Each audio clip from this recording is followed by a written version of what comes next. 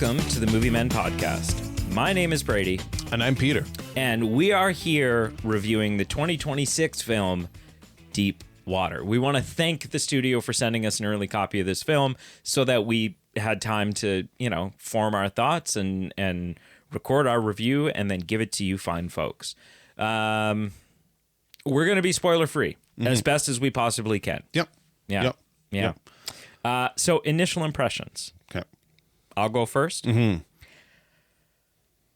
I think it's not a bad movie. I think it's a mixed bag of a movie. There are many things about it that I go, wow, this is great, and I'm having a lot of fun.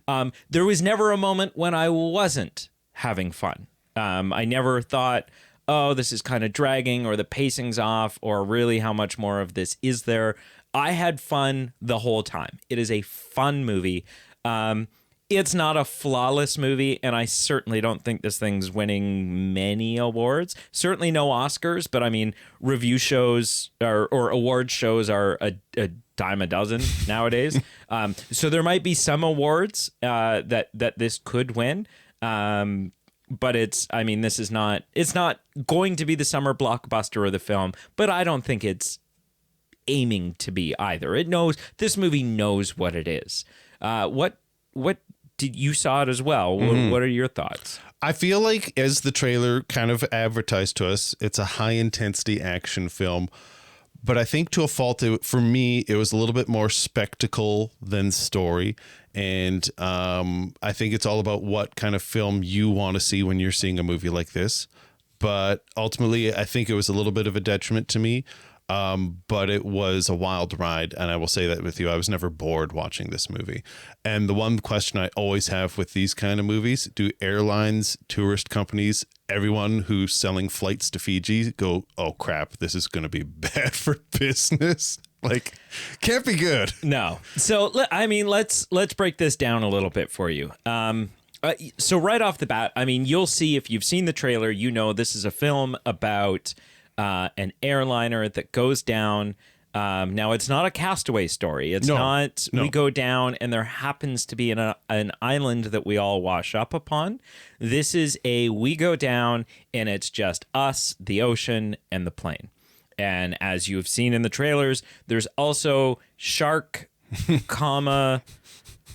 shark bracket, S bracket, multiple sharks. And so obviously people die, right? Like this is sort of I wouldn't even necessarily say it's a horror film, but it's kind of like a shark survival thriller type thing. Yep. Definitely rated R. This earns its R rating. This is not a film to take your kids to. No. Whatsoever. So the things I think this film does really well, it's pretty. A lot of the time, it's shot so beautifully. Yep. And the color grading is sort of they've gone with a heavier saturation on it, but it works. It really kind of gives you this in the middle of the Pacific Ocean, stranded, kind of dreamlike feeling to it. But it works. The visual effects. So some shots of like the plane in the sky and some shots of the shark. They're not perfect. But it's kind of one of those movies where you're okay with that, where you're not looking for incredible visual photorealistic things. Don't get me wrong, they're not bad. I would say they're average. They're better than I could pull off, and they're certainly better than a lot of films pull off. Yep. And bad visual effects is not always the indicator of a good or bad movie. Nope. Avengers Infinity War, fantastic movie. There's many moments in that film where the visual effects are not great. Iron Man never looks good in that movie. Not once. So I don't see the visual effects as a real detriment to this film. I would completely piggyback on what you're saying. For me, it was a great atmosphere. So that came from both the visuals and for me specifically the set design. Yes. I always felt when we had wires draped across our screen, planes inverted, seeing compartments of planes, I felt like I was at a crash site.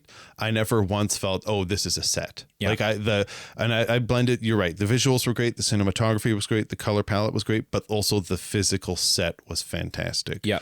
But I think where it came at a cost for me was then it wasn't balanced by characters with layers that I cared about. And it was visually interesting. I was thrilled. I was intense felt like I was there, but the characters didn't come around for me. And so it's kind of a good and a bad. Yeah. They didn't. The characters in this are very much just kind of pawns that are there to be possible. Yes. Like everyone in this film serves the role of, are they going to get eaten? Now, and to the film's credit, you don't know. Like no one is safe. No one is safe. No one is safe. These sharks, call it a flaw, call it a good thing. These are horror movie sharks. Like if you're in the space station in the atmosphere, you are not safe. Look over your shoulder. Yes. They are supernatural sharks. But to the film's credit, there's no one that you go, okay, well, this guy is safe because he's a well-known actor. This person's safe because they're this character. Everyone's on the table. To the film's credit, you're on the edge of your seat going, no one's safe. What's going to happen? they are sharks that sort of fall into that like Piranha 3D or almost like Sharknado. I don't want to compare this film to Sharknado because I think it's leaps and bounds above it. No, I would not. You're right. But in the sense that like these are not realistic sharks. No. These are villains. Yes. These sharks are villainous sharks. Yeah. They're not interested in the dead bodies floating. They're coming for the fresh bait. Right. Yes. No, 100%. And they never seem to be satiated. They're never full. They could always, there's always room for a little bit more. Where I think this film is, I talk about it being a mixed bag. The reason I say that is because, there's some amazing moments in this film. Yep. Like I said, the plane crashes, and without giving away too much detail, the actual sequence of the plane going down, good God, it's beautiful. The way they decided to, what they do with the music and how they shoot this, I've never seen them do this with a plane crash before. We've seen dozens of films where a plane goes down or disaster's about to strike, and it's usually sort of a cookie cutter kind of sequence. This breaks that mold entirely, and it's awesome. Or too chaotic that you don't really understand what's happening. Yes. Yeah. This gives you time to feel what's going on. Now, outside of that, I mean, the film is guilty of a couple of sins. Leading up to people getting on the plane and the disaster striking, it does sort of fall into that foreshadowing trap of we're looking at things are happening, and you can sort of almost create a mental checklist of like, oh, that's going to be a thing. That's going to be a thing. Clearly, that's going to be a thing, right? And bookmark that for later. And it's okay though. Sure. Like it doesn't do it in a way that's tacky. It does it in a way that sort of feels Final Destination-y, right? Where it creates some, oh crap, why is that happening? Because I know down the road that, like in Final Destination, where you're like, well, yep, you set the steak knife sitting upright in the dish rack. That's going to be a thing. It's going to come back. And it doesn't take away the surprise from you so much. Right. It just creates a sense of sickening suspense. Outside of that, I mean, once, like Pete said, there's not a ton of character depth. There is a little bit. They try with a few characters. There's foundation there. Yep. There's foundation. I think it's maybe too many cooks in the kitchen. Yep. Maybe spread a little bit too thin. Maybe they pare it down and do like a third of the characters that you give depth to and more. Yep. Aaron Eckhart by far is the character that they spend the most time. Yes. They give the most to. Yep. And I would say it pays off at the end. There's a payoff for it. There is. So that feels earned. Everyone else, I mean, it's tricky, right? You have a flight with 230 some odd people on it. You can't make everyone matter, really. Some of them have to be shark fodder. And that just is what it is. What else would you like to cover? I think maybe just a critique, but I think and it relates maybe to the characters too. There were some times where some of the character driven decisions were a little bit unrealistic for me. Sure. And that was a deterrent. And we won't go into details. We might make another video with some more spoiler heavy things. Yeah, like let us know there's enough stuff in this that I would love, that falls into spoiler territory that I would love to unpack. Yeah. So if there's interest in that, then we will absolutely. There was one sequence that it was a parenting decision, and whether you're a parent, whether you're a human being, whether you're a rock, there were just some of the decisions that led to different story directions for these characters. Right. I went, what in the actual heck am I watching? Like that is a weird decision, not a judgmental, that is a bad decision. Just that was weird. But that was weird. That's probably realistic though. Like there's lots of parents out there where you're just like, yeah. But no, the film gives you lots to chew on. It does. It even gives you a passenger to hate. It gives you a passenger does it ever? that the whole time you're watching this movie, you go, please. Can this guy get eaten? Yeah. Please? From scene one, really, you're like, you're not rubbing with me. Yeah. And then it just gets worse and worse and worse as the film goes on. Are you ready to score this thing? Yeah. Okay. Yeah. So on a scale of 0 to 10, I mean, you have to rank a film for what it is, right?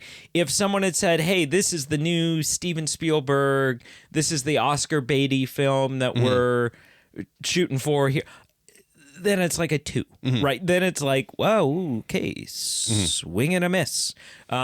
This is clearly not that. This is a fun, scary popcorn summery flick. And for what that is, it's a turn your brain off and have fun with it kind of movie. But like you said, with bright, beautiful visuals that you can go on a journey. Yep. And it achieves that. So for what this is, I'm going to give it a 7. I think it's, despite all the moments that I can look at, and if I wanted to get real nitpicky, sure, I could tear this whole thing apart. Of course. If I want to get real nitpicky, I could do that with most films, right? And the longer you do it, the less sense you start making, right? You start looking for things. Get a little too nitpicky. You get too nitpicky. Yeah. I'm going to just circle back and say there was no point in this where I stopped having fun.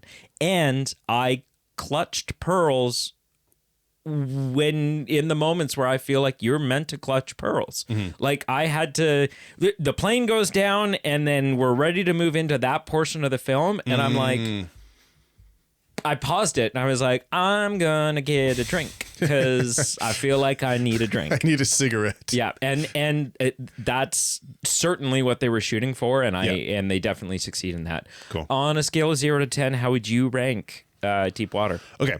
If you're looking for a character-driven, layered film, then this might not be for you. That's how I felt, and it didn't really deliver on that. But if you're looking for more just a fast-paced, action-filled, vibrant summer popcorn flick, then this could be a movie for you. Yeah. I gave it a 6 out of 10. Maybe I was a little bit more hard on giving it a score. So it's not bad, but doesn't get into like the really good territory. And I'm not trying to be tongue-in-cheek here, but like, as far as when I would recommend that, like, is this worth seeing in a theater? Is this worth seeing at home? This might be the type of movie you watch on a plane. Like, not that, I mean, it might cause some anxiety, but it's one of those plane movies that's like, yeah, this is a good movie. If you're stuck in a chair for 2 hours, this is the type of movie I could throw on a plane and enjoy it. And I mean, okay, maybe psychologically that's not the best movie to watch on a plane, but you get the point I'm making. It's worthy to be a plane movie. I would totally show this to someone on a plane, especially if they didn't know that that's what we were watching. Oh my gosh. All right, sir, send us out. Okay, thank you for watching us. Please check out our links below, Facebook, Instagram, Twitter. Give us a like, follow, subscribe wherever you can. There's a Patreon page, a merchandise page. Please help support the show if you feel so inclined. But if that's not the level you're at and you want to just help us the most you can, give us a subscribe below on YouTube. Give us a like below on YouTube. Give us a comment below on YouTube. We'd love to hear what your thoughts are and get some feedback from you on what you think about this film. And until next time, stay the hell out of the water.